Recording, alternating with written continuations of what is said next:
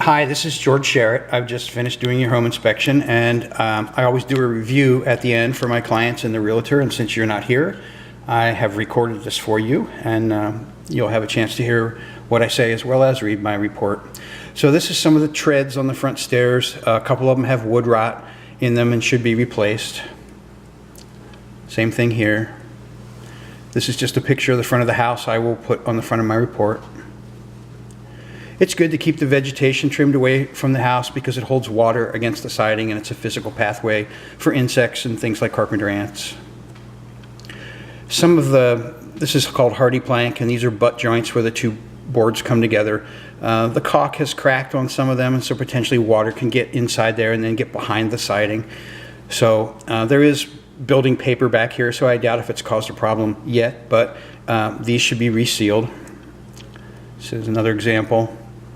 This is sort of a general area where that is occurring. The front deck stairs are in contact with the dirt, so the state requires home inspectors to report what we call earth to wood contact. This is all treated wood and it's rated for ground contact. However, anytime you stick a piece of wood in the dirt, it's going to shorten its life. So it would be better if someone dug out under here and put maybe some small concrete blocks to separate the earth from the wood, and that way air can get in there and it doesn't stay wet all the time. This downspout needs to be directed away from the house so that water doesn't end up under the house. There's a few places where the caulk has failed on the trim, and again, that's a place water could potentially get in and eventually lead to damage, so I'd recommend they be sealed. The main body of the house has a siding product that's a wood chip composite siding called T111, and a lot of the nails are not set enough. They're underdriven, and so the manufacturer recommends that they be either set flush or just under the surface and then caulked to keep water out. This is another area where the caulking needs to be redone. Same thing here. More nails that are underdriven. It's just a really close-up example so you can see what I mean. You know, rain runs down here and hits that nail, and then it can potentially go inside here and you get a little tiny pocket of rot. I didn't see that had happened yet, but you know, left that way for another 10 years, it certainly could happen. So it's an easy thing to fix.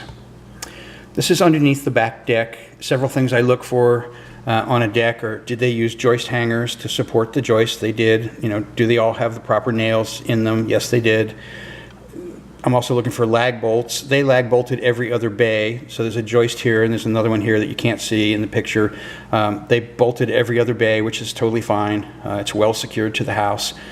One thing I don't see is flashing, and there's usually, you see the edge of metal flashing here.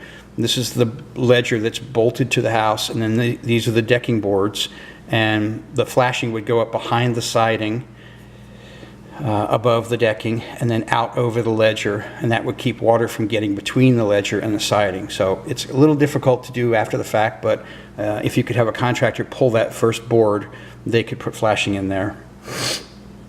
The stairs on the back deck are also in contact with the ground, and that will shorten their life if nothing's done about it.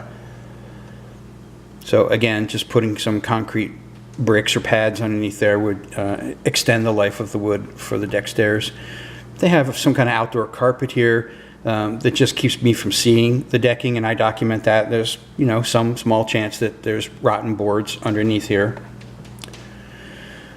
These are soffits, and these are rafter tails. Parts of them have never been painted.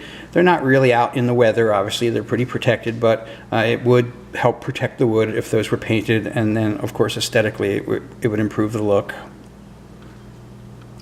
So the venting for the attic, you know, your attic is sort of triangular shaped, and there's vents down low, which are these vents, bird blocks they're called, or soffit vents, and then there's gable end wall vents, and then there's continuous ridge vents, and all the manufacturers of the continuous ridge vent products say not to use gable end vents, and the reason for that is you want air drawn in down below and rising up through the entire attic and then exiting out the ridge vent so that you get circulation of air and the removal of heat and moisture out the top. And these gable end wall vents will short circuit that process by feeding the ridge vent. So it's counterintuitive, but if someone were to get in the attic with, say, you know, a sheet of plastic and a staple gun and seal these gable end vents, the attic would vent more effectively.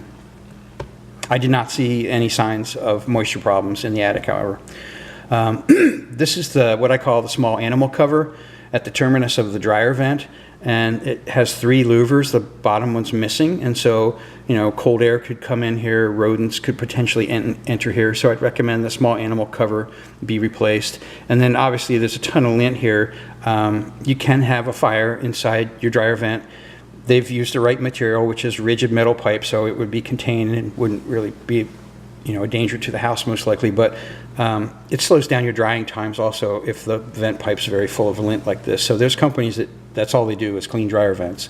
So I'd recommend it be cleaned.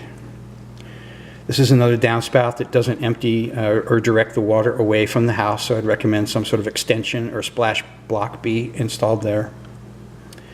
This is a little piece of trim on the left-hand side of the garage door. It's my pen sticking into it. I could have poked my finger through it, but I didn't want to make a big hole.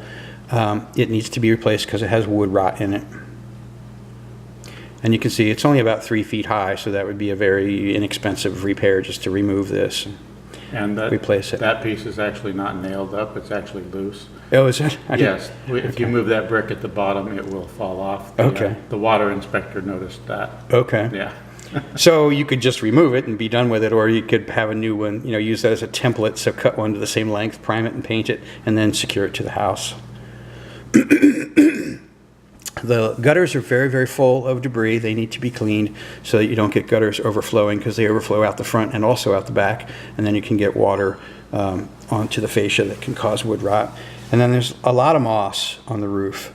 And when there's this much moss on the roof, I don't feel like I can do a really thorough roof inspection. So I recommend that the roof be professionally cleaned by a roofing company, and then have them inspect the roof to look to see if there's any damaged shingles or missing shingles, that sort of thing. Don't let anyone pressure wash the roof. It really shortens the life of the roof and causes damage. So I noticed that the foundation was quite a bit taller than, a standard foundation, so I figured this was in a floodplain, and they've added this extra section here. Unfortunately, they poured this first, and then this was probably an afterthought, and they left the vents down quite low. So if you did have flood water here, water's going to go under the house and rise inside the foundation at the same level that it rises, on the outside. So if you had water up to here, you're going to have water up to here inside the house. It's an after the fact kind of thing that's unfortunate. I think, I know they sell styrofoam blocks that fit quite securely in here that people used to use to keep their pipes from freezing. And I don't actually recommend that for that purpose, because it creates a warm, moist environment under the house that's conducive to pest issues.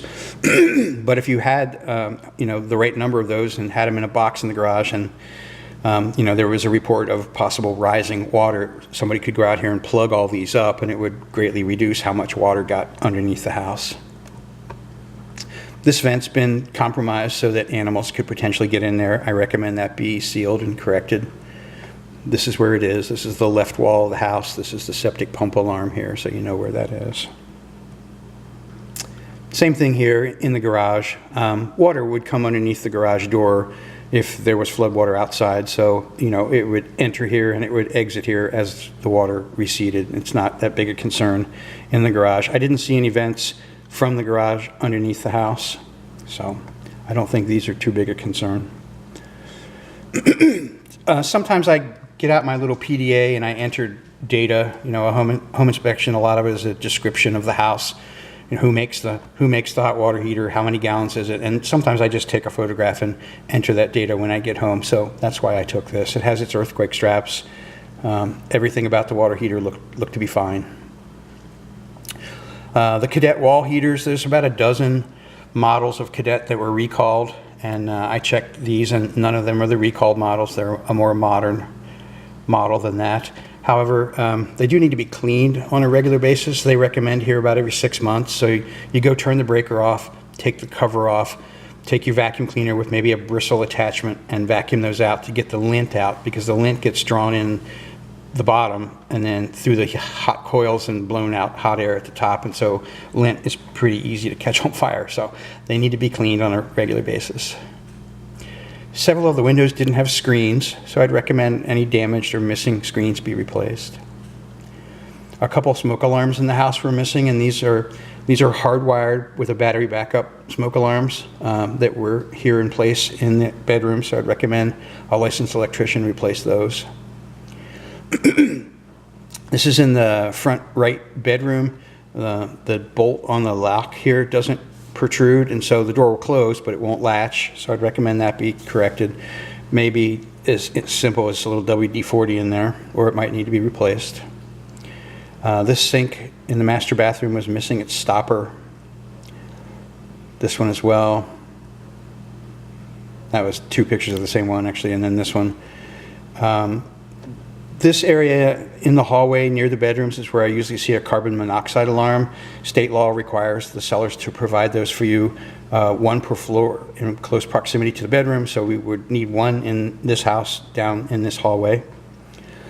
Make sure that that gets installed before the appraiser comes, because they'll ding you another $125 or so to come back and verify that it's there if it's not there the first time. There's another smoke alarm that's missing from a bedroom. The stove doesn't have an anti-tipping device installed. It came with one. It talks about it here on the door. It's basically a safety device that screws to the floor to keep, if you had a pot of hot soup and a child put weight on the door, the stove could easily tip and then the pot falls on them, and that's not good. They also need those smoke detectors installed before the appraiser gets here, right? Yes. Okay. Yes.